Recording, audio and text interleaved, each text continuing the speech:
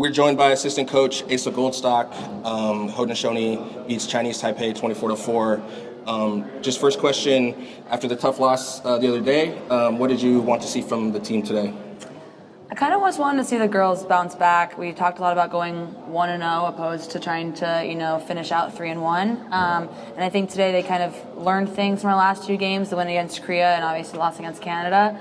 And biggest thing for us as the staff was just letting them go and play and be the players that they are. Obviously put some structure in place, but just going out and having fun, kind of not having the pressure on them and playing loose. Yeah, and then a couple hat tricks. I think Cook, Doran, Luther, 5 goals from Tarbell.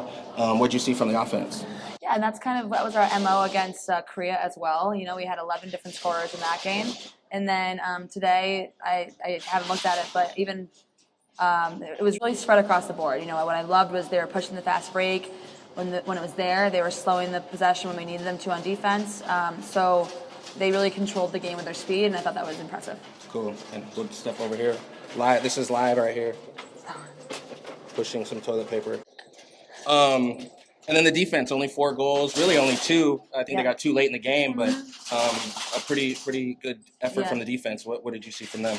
I think they are just sponges for knowledge. They'll take everything in.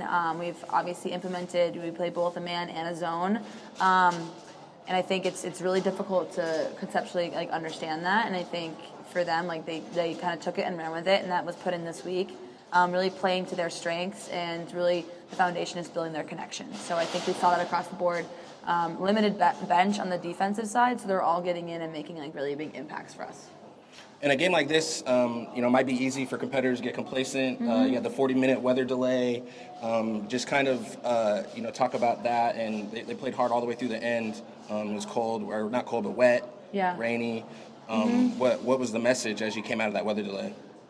For them, I kind of just said to them, every game matters. Talked about going 1-0, but at the end of the day, there is point differential, there is goals against, all that, and for us as coaches, I think it would be a disservice to them to shy away from those conversations.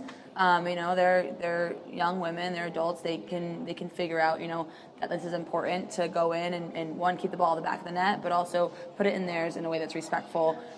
Gaining our points, but then also working skills in that end as well. So they definitely could have kind of lost their brains in it, but turned it off a little bit. But I think they're really engaged, and to that point, we're getting everyone in off the bench too. So we have kids coming in, re-engaging with the game, and then others on the sideline, then re-engaging them on the sideline and being loud and good supporters and teammates. Yeah, that was kind of my next question. How crucial is it that you can get a lot of people playing time in a game like that? Yeah, that's the whole point. We want to bring kids here. We want them to experience it. We want them to leave here and think this is the coolest thing I've ever done on the lacrosse field. I think kids will definitely feel that without playing, but being able to be a part of wins like this is just as vital for them and their experience, and then also their growth as athletes. We have high school and college kids in this team, so for them to take that experience back to school, on the field and off the field is great. But I love that everyone got in today, and everyone that got in made a very big impact. And then 2 more, quick turnaround, another game tomorrow. What are you looking for tomorrow, and what will be the message to the team? Yeah, so I think for us, just going back, scouting Wales a little bit, seeing what we need to do. I think, Paisley Cook was our MVP today. She did great in the draw. She does all the hustle plays throughout the field. She wasn't the score sheet today, but some of the things you don't see, ground balls, getting back in transition on defense, setting up offense. She does all those things. She's one of our captains. She's a leader. Same with, Kimmy Schindler on the D end. I think defenders very rarely get credit. I think she set up huge today, one of the best all-around performances I've seen out of her since I've been coaching her. So that was impressive. But for us, kind of figuring out where our strengths lay against Wales and just execution. But again, building off of this, but then having the 1-0 mentality going into that game. And then for you personally, what's it been like, just the experience here in Hong Kong? And have you ever played a lacrosse game in the infield of a horse track? Yeah, I realized that was a horse track around when I was playing. I have not. Being in Hong Kong's awesome. Being with this team, for me, it's such a privilege. I'm loving it. I'm loving getting, figuring out these bonds, connecting these relationships with these young women. So powerful to me. For me, every time I coach, I just wanted to leave an impact on them. So hopefully they leave here and feel like I made an impact on their lives, and then also as lacrosse players. So for me, it's been awesome. And also the rest of the staff. Working with Will, Julie, and Jalen has been, amazing for me. And then so many new friendships and bonds I've created that's what it's all about, those lifeline bonds. Awesome. Well, thank you for the time. Yes, We appreciate it. Good luck. Thank you so much. Yeah, thank thanks. you, guys. Thanks again. Okay.